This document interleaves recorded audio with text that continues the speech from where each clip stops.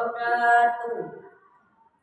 Alhamdulillahirabbil alamin wassalatu wassalamu ala asrofil anbiya'i wal mursalin sayyidina wa maulana Muhammadin wa ala alihi wa sahbihi ajma'in. Amma ba'du. Pertama-tama mari kita haturkan puji syukur kita kehadirat Allah Subhanahu wa taala yang telah memberi kita rahmat serta hidayahnya sehingga kita bisa berkumpul pada hari ini keadaan sehat walafiat, tak kurang satu apapun.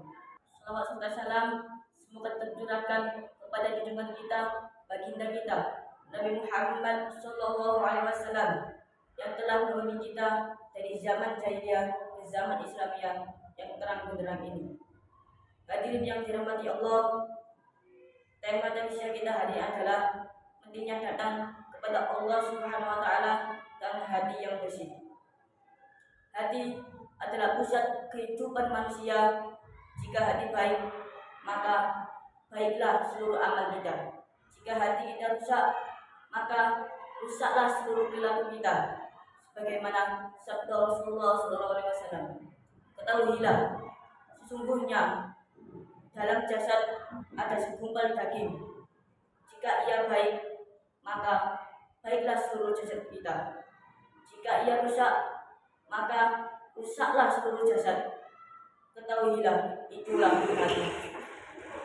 Hadirin sekalian, Allah Subhanahu wa taala berfirman, pada hari kiamat nanti harta, anak tidak lagi bermanfaat kecuali orang-orang yang datang kepada Allah Subhanahu wa taala dengan hati yang bersih atau qalbun salim.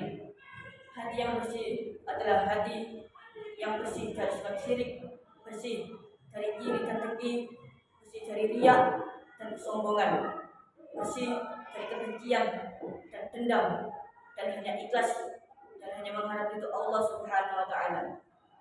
Kita bisa terlihat baik di hadapan manusia, kita bisa tampak rajin ibadah, aktif dalam kegiatan keagamaan, bahkan dikenal sebagai orang yang soleh. Namun Allah tidak melihat rupa dan harta kita. Allah melihat hati dan amal kita. Hadirin yang dimuliakan Allah, mengapa hati yang bersih itu penting? Pertama, karena hati adalah sumber dari niat amal yang besar bisa menjadi kecil. Jika niatnya salah, sebaliknya amal yang kecil bisa menjadi besar jika dilakukan dengan hati yang ikhlas. Yang kedua adalah hati yang bersih, menghadirkan ketenangan.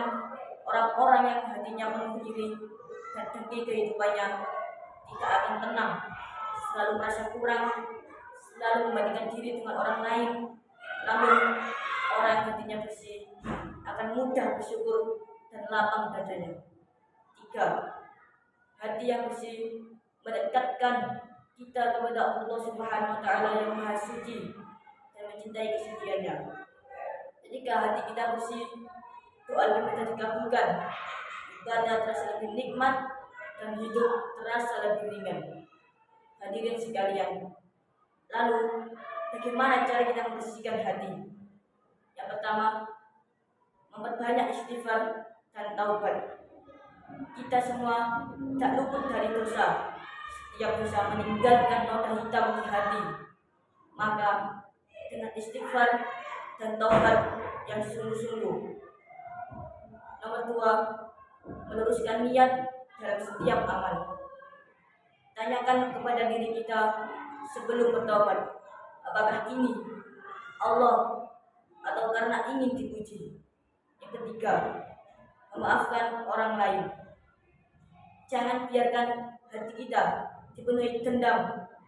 Memaafkan bukan berarti lemah, tapi tanda kekuatan iman kita itu tangguh. Dan yang keempat, banyak berzikir dan membaca Al-Quran. Zikir adalah cahaya bagi hati. Al-Quran adalah tobat atau obat bagi penyakit kita. Nomor 5, berdoa dan mengeluarkan hati yang bersih. Rasulullah SAW sering berdoa agar diteguhkan hatinya dalam kebaikan. Kita pun harus senantiasa memohon kepada Allah agar diberikan hati yang bersih dan istiqomah. Hadirin yang dirahmati Allah, marilah kita mulai perhatikan kebersihan hati, bukan hanya penampilan luar.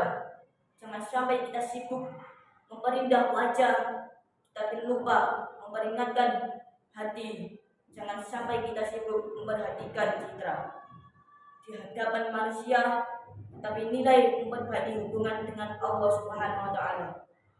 Semoga Allah Subhanahu wa taala membersihkan hati kita dari segala penyakit, menjadikan kita hamba-hambanya yang ikhlas, mempertemukan kita kelak dalam keadaan membawa hati yang bersih. Amin amin ya rabbal alamin. Sekian dari saya yang bisa saya sampaikan hari ini. Akhirul kalam, wabillahi taufiq wal hidayah. Wassalamualaikum warahmatullahi wabarakatuh.